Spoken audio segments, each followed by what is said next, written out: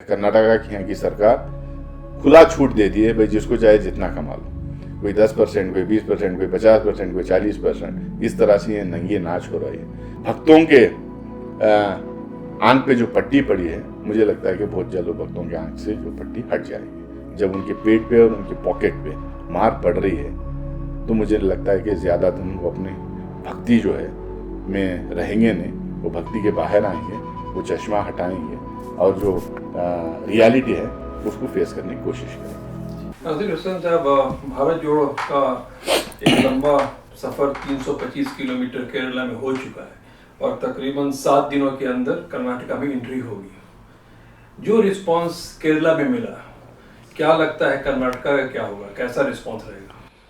देखिए, जिस तरह से तमिलनाडु में और केरला में भारत जोड़ो यात्रा को रिस्पांस मिला है, इससे एकदम साफ है कि जो मुद्दे हम भारत जोड़ो यात्रा में उठाए हैं, एक जो है इकनॉमिक मुद्दा है। जिस तरह से गरीबी लगातार बढ़ते जा रही है, जिस तरह से पेट्रोल डीजल गैस के दाम बढ़ते जा रहे हैं, जिस तरह से जीएसटी फूड प्रोडक्ट्स पे लगाया गया है, ये तमाम चीज़ों पे जिस तरह से पैसे वालों को ही जो है पैसा बना के सरकार दे रही है, गरीबों को गरीब बनाते जा रही है, ये एक है। और दूसरा बेरोज़गारी का बहुत बड़ा मामला है। लगातार हर दिन जो हमारे नौजवान बच्चे कॉलेज यूनिवर्सिटी से निकल के बाहर आ रहे हैं, जो पढ़ाई नहीं किए वो लोगों के बीच मालूम, बेरोज़गारी की तादाद अगर चेक करते जाएं हर दिन, तो हर दिन तादाद बढ़ते जा रही है और मायूस होते जा रहे हैं। पता नहीं वो किस डायरेक्शन में हो जाएंगे। तो ये मुद्दा है।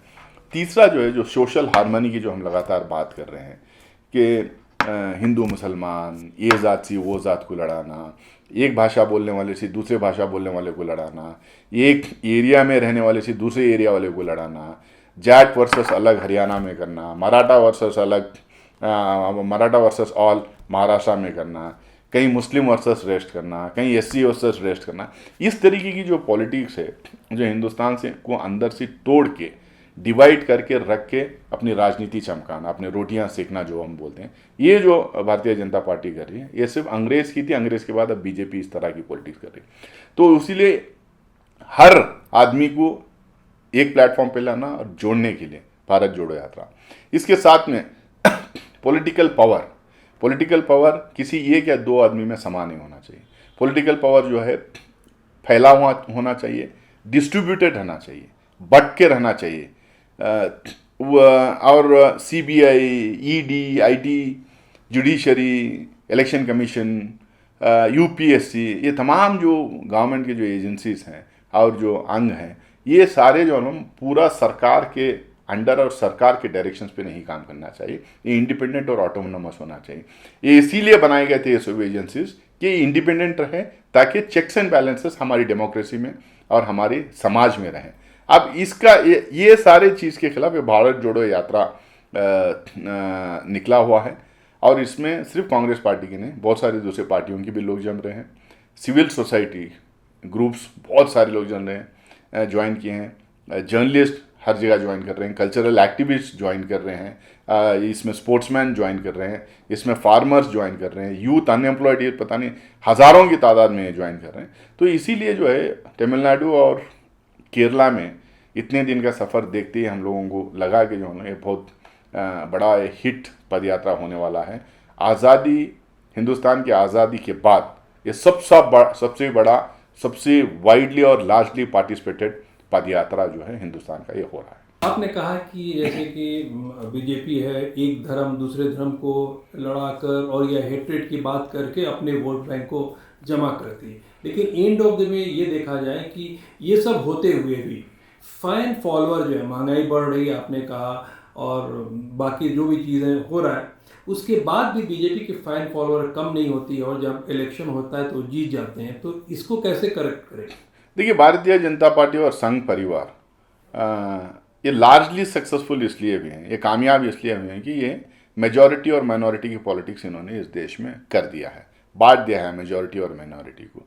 हर दिन आप टीवी चैनल पे आप देखिए, हर दिन कोई ना कोई एक ऐसा मुद्दा रहेगा जिसमें जो है majority versus minority, minority versus majority वो डिबेट करवाते रहते हैं, न्यूज़ चलाते रहते हैं, इन्फॉर्मेशन देते रहते हैं। सोशल मीडिया का एकदम इतना गलत इस्तेमाल हुआ, पता नहीं इतना अंधाधुंध फेक न्यूज़ चलते रहता है, इतने गलत न्यूज़ चलते रहता है, इतना मिस इन्फॉर्मेशन चलते रहता है। इसके चलते जो है हिंदुस्तान में पोलराइजेशन हुआ है और पोलराइजेशन का फ़ायदा वो करते हैं एक। और जहां उनको वोट नहीं मिल रहा है, अगर कुछ सीटों से वो रह गए, पहले वो पोलराइजेशन कराते हैं, उसके बावजूद भी अगर समझिए उनको मेजॉरिटी नहीं मिली, कुछ सीट से वो रह जाते हैं, तो वो गवर्नर का ऑफिस को इस्तेमाल करके जो है वो वहाँ सरकार बनाने की कोशिश करते हैं। उसके बावजूद भी वो सरकार नहीं बनाए, कुछ एमएलएस को तोड़ने की वो कोशिश करते हैं, इधर से उधर उधर से, जैसा बहुत सारे स्टेट्स में, कर्नाटका में, पहले गोवा में, मणिपुर में, मेघालय में, अरुणाचल प्रदेश में, बिहार में, इस तरह वो भी नहीं हुआ। तो फिर जो रूलिंग पार्टी के कोएलिशन है, यानी तो रूलिंग पार्टी के अंदर ही दरार डाल के उनको उनको जो है तोड़ के दूसरों की सरकार बनाते हैं, जैसा आपने देखा है महाराष्ट्र में क्या हुआ। आप कहेंगे कि ये कैसा एमएलए से एक पार्टी से जीत के दूसरी पार्टी चले जाते हैं? ये दो तरीके से करते हैं। एक सबसे बड़ा इनका हथियार है, मैं क्यों बोल रहा हूँ कि भारत जोड़ो यात्रा में हम ये तमाम एजेंसी की ऑटोनॉमी को लेके भी हम इशू, इस मुद्दे को ज़ोर शोर से उठा रहे हैं करके, क्योंकि जो है ईडी, आईटी, सीबीआई, इस तरीके के गवर्नमेंट एजेंसीज को अपने हाथ में रखे सरकार एमएलएस को डराना, धमकाना, गलत केसेस डालना, उनको हैरास करना, टॉर्चर करना, तंग करना और उनको ब्लैकमेल करके दूसरे पार्टीज को ज्वाइन कराती है, सरकार कराती है। ये इस तरीके का जो मोनोपोलाइजेशन जो हो रहा है, पावर का जो कॉन्सेंट्रेशन 2 हाथ में या 3 हाथ में होगा, इसके वजह से सरकार जो है या बीजेपी जो है हर स्टेट में अपनी सरकार बनाने में कामयाब हो रही है। या तो पहले पोलराइजेशन, उसके बाद नहीं तो गवर्नर का ऑफिस इस्तेमाल करो, जब भी नहीं हुआ तो 2-4 एमएलए को खरीद फरोख्त करो, जब भी नहीं हुआ तो फिर जो रूलिंग पार्टी रहती है उसको अंदर से ही डरा धमका के तोड़ के सरकार अपनी बना। मतलब कोई ऐसा हथकंडा ये नहीं छोड़ रही है जिससे इनकी सरकार बने। तो मैं ये कहूँगा, ये तमाम चीज़ों के खिलाफ अवेयरनेस क्रिएट करने के लिए भारत जोड़ो यात्रा निकला है। ये भारत जोड़ो ऐसा नहीं कि सिर्फ कुछ समुदाय के लोगों को मिलाना है, हिंदू मुसलमान को मिलाना है, ये मज़हब वो मज़हब को मिलाना है। इसमें बहुत सारे जो इश्यूज़ हम जो रेस कर रहे हैं, ये इश्यूज़ रेस करके, अवेयरनेस क्रिएट करके, बीजेपी के खिलाफ, डिविजिव फोर्सेस के खिलाफ, हिंदुस्तान को जो बांट रहे हैं वो फोर्सेस के खिलाफ एक अवाम में बेदारी पैदा करना, अवेयरनेस क्रिएट करना और आगे जो है हिंदुस्तान का जो आइडिया है, जिस लिए हिंदुस्तान बनाया गया था, हिंदुस्तान के आइडिया को, कॉन्स्टिट्यूशन को और हमारी डेमोक्रेसी को बचाने का काम करेंगे। कि अभी कर्नाटका में इलेक्ट्रिसिटी का फिर से पर यूनिट 43 पैसा बढ़ने वाला है, और तो महंगाई बढ़ती जा रही है, गैस सिलेंडर के रेट बढ़ते जा रहे हैं।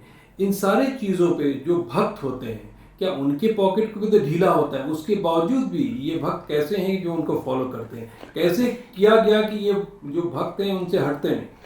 Religion is opium of masters करके कोई एक बड़ा पॉलिटिकल और सोशल साइंटिस्ट ने बोला था, आपको पता होगा।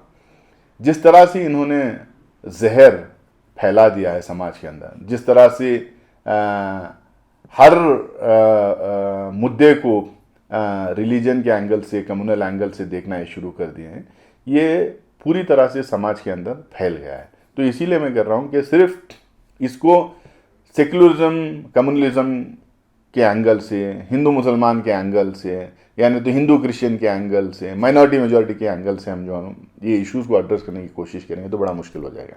हम उनके पिच में खेलना शुरू कर देंगे, उनके एजेंडा पे हम बात करना शुरू कर देंगे। वो चाहते हैं कि हम वो एजेंडा पे बात करके ट्रैप हो जाए वहाँ। तो इसीलिए ज़रूरी है कि महंगाई के मुद्दे, बेरोज़गारी के मुद्दे, गरीबी के मुद्दे, पॉलिटिकल पावर का जो कॉन्सेंट्रेशन है उसका मुद्दा, देश की सुरक्षा, हिफाजत करने के लिए चाइना बॉर्डर पे जिस तरह से अंदर घुसपैठ कर रहे हैं उसका मुद्दा, ये करप्शन का मुद्दा, ये तमाम मुद्दों को जो है हम लोगों को साथ में लेके इस बात को उठाना, जब भी जो है हम लोग उनसे पॉलिटिकली फाइट कर सकते हैं। आप कर्नाटका की आप बात किए कर्नाटका की बात किए, आप कर्नाटका में क्या चल रहा है आपको बताएं। 40% कमीशन की गवर्नमेंट, ये हम नहीं कर रहे हैं। अब इसमें कोई मुसलमान जाके नहीं कह रहा कि भाई ये सरकार करप्ट है, यानी कोई क्रिश्चियन जाके नहीं कर रहा, कोई माइनॉरिटी जाके नहीं कर रहा, कह रहा इसमें कॉन्ट्रैक्टर्स एसोसिएशन कर्नाटका का, जिनकी मेंबरशिप 50,000 है, वो लोग ओपनली प्रेस कॉन्फ्रेंस करके कह रहे हैं 16,000 स्कूल के मैनेजमेंट्स जो है 16,000 मेरे ख्याल से मैनेजमेंट स्कूल्स, उनके मैनेजमेंट बोलेंगे हम करप्शन है। उनके खुद के मटा को, जो हिंदू मटास हैं, उसमें जो ग्रांट्स देते हैं उसमें पैसा ये लोग ले रहे हैं, अर्बन डेवलपमेंट में पैसा ले रहे हैं। हर दिन एक नया स्कैम सामने आ रहा है, हर दिन। ये क्यों हो रहा है? क्योंकि जो है ये गवर्नमेंट ही इलीगल गवर्नमेंट है। ये गवर्नमेंट को, इनको मैंडेट नहीं था। ये कांग्रेस और जेडीएस से जो लोग गए उनको डरा धमका के ले जाके उन पर सरकार बनाए, उनको सबको मंत्री बना दिए। सबको जब मंत्री बना दिए तो बीजेपी में जो लोग हैं वो लोग क्या करेंगे? तो वो लोग शुरू किए अपना हर दिन सीएम के खिलाफ, हर दिन पार्टी में गड़बड़ करना। तो इसीलिए जो है वहाँ की कर्नाटका की यहाँ की सरकार खुला छूट दे दिए, भाई जिसको चाहे जितना कमा लो, कोई 10%, कोई 20%, कोई 50%, कोई 40%, इस तरह से ये नंगी नाच हो रही है। तो इसलिए अपोजिशन पार्टीज ये इश्यूज को लेके उठ रही हैं और ख़ासकर कांग्रेस पार्टी उसको लीड कर रही है। और जो भक्तों के आंख पे जो पट्टी पड़ी है, मुझे लगता है कि बहुत जल्द भक्तों के आंख से जो पट्टी हट जाएगी। जब उनके पेट पे और उनके पॉकेट पे मार पड़ रही है तो मुझे लगता है कि ज़्यादा दिन वो अपनी भक्ति जो है में रहेंगे नहीं, वो भक्ति के बाहर आएंगे, वो चश्मा हटाएंगे और जो रियलिटी है उसको फेस करने की कोशिश करेंगे। ये हर दिन, चाहे वो हिंदू हो, मुसलमान हो, सिख हो, ईसाई, जो भी यहाँ पे रहते हैं, यहाँ के बाशिंदों को हर दिन जो पोलराइजेशन, डिवीजन की बातें सुन सुन के, डिबेट सुन सुन के, मुद्दे सुन सुन के यहाँ पे तंग आ गए। अब सारे लोग चाहते हैं कि भारत जोड़ो यात्रा के साथ जुड़ें, भारत को जोड़ने का काम, कर्नाटका स्टेट को जोड़ने का काम, आवाम को जोड़ने का काम करें। और दूसरा जो है यहाँ पे कांग्रेस पार्टी का ऑर्गेनाइजेशन बहुत मजबूत है, यहाँ की लीडरशिप बहुत मजबूत है, यहाँ के कार्यकर्ता बहुत मजबूत हैं। ये सारे एमएलएस, एमएलसीज, एमपीज और पूरे हमारे केपीसीसी के ऑफिस बेयरर्स और दूसरे बहुत सारे सिविल सोसाइटी ग्रुप्स, किसान, इन सबको मोबिलाइज कर रहे हैं। मुझे लगता है कि ये बहुत बड़ा हिट रहेगा और एक गेम चेंजर रहेगा, सिर्फ कर्नाटका में नहीं, पूरे देश में।